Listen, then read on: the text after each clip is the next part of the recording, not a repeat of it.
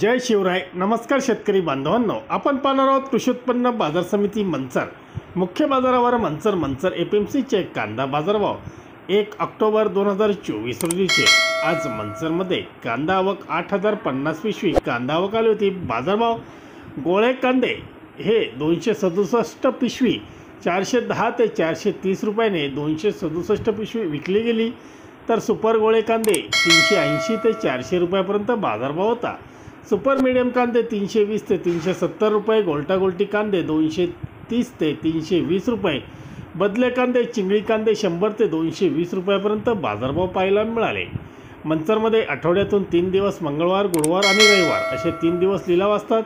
धन्यवाद। व्हिडिओ आवडला शेअर व लाईक नक्कीच करा। चॅनलला सबस्क्राईब करा, बेल आयकॉनला क्लिक करा।